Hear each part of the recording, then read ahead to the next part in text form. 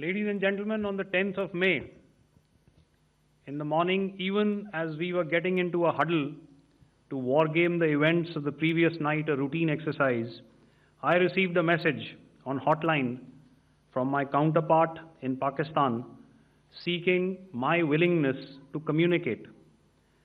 Since our initial aim was to strike at terror camps and all our actions in the subsequent days were in response to the intrusions and violations by the Pakistan Air Force and its army, it was decided that I would indeed speak with my counterpart. You are already aware, I've seen it being covered on national television, that my communication with the Pak DGMO was conducted at 15:35 hours yesterday and resulted in cessation of cross-border firing and air intrusions by either side with effect from 1700 hours, 10th of May, after he proposed that we cease hostilities. We also decided to further speak on the 12th of May, that's tomorrow, at 1200 hours, to discuss the modalities that would enable the longevity of this understanding. However, disappointingly, and must I add, expectedly, it took only a couple of hours for the Pakistan Army to violate these arrangements by cross-border and across the line of control firing, followed by drone intrusions across the expanse of the Western Front through last night and in the early hours of the morning today. These violations were responded to robustly and dealt with as they must be. We have earlier today sent another hotline message to my counterpart highlighting these violations of the understanding between the DGMOs on the 10th of May and our firm and clear intent to respond to these fiercely and punitively, if repeated tonight, subsequently, or later. In this regard, I must inform all of you that the Chief of Army Staff has earlier today conducted a security review and has granted full authority to our Army commanders for counter-actions in the kinetic domain in case of any violation by Pakistan.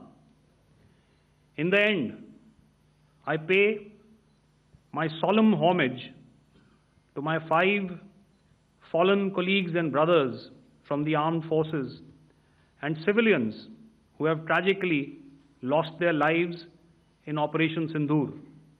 Our hearts go out to the bereaved families and we express our solidarity to them in this lifetime and beyond at this grave juncture in their lives. Their sacrifices shall always be remembered and spoken of in glowing terms by a grateful nation. We have thus far, ladies and gentlemen, exercised, and my colleague Pramod highlighted this, immense restraint, and our actions have been focused, measured, and non-escalatory. However, any threat to the sovereignty, territorial integrity, and safety of our citizens will be met with decisive force. Jai Hind. Okay, ladies and gentlemen,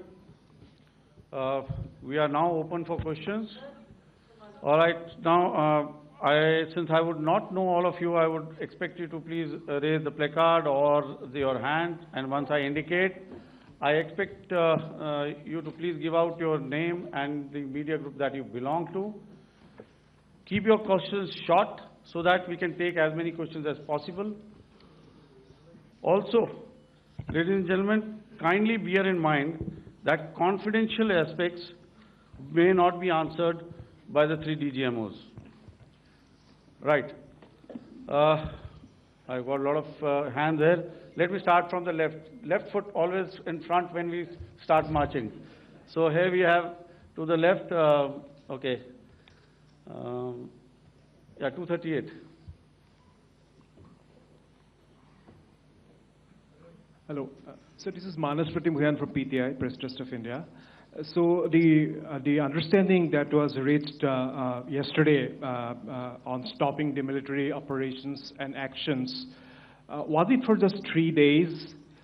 And what would be the cost escalation if there is violation of this understanding by the Pakistani side? And my subsequent question would be that we have a kind of ceasefire agreement with Pakistan that was finalized in 2003. So will there be some kind of similarities in frameworks between the two kind of understandings, 2003 ceasefire agreement and the current understanding on stopping military operations? And again, what are the cost that will be incurring on Pakistan if Pakistan again resorts to this kind of terrorist activities, because we have made it very clear that the cost will be very high. So I would like to have your thoughts on it. Okay, so I'll answer the latter part of the question first. I also want to add that while the initial ceasefire agreement, as you correctly pointed out, is of the 2003 vintage, but I must remind you that in 2021, in the month of February, and this was then when the crisis in eastern Ladakh was also on, the two DGMOs had spoken and arrived at a ceasefire understanding that lasted right up until this unfortunate attack at Pahalgam. Once our Foreign Secretary had announced the decisions of the CCS in the immediate wake of that attack, he had announced certain measures, and then of course Pakistan had in turn made its own announcements.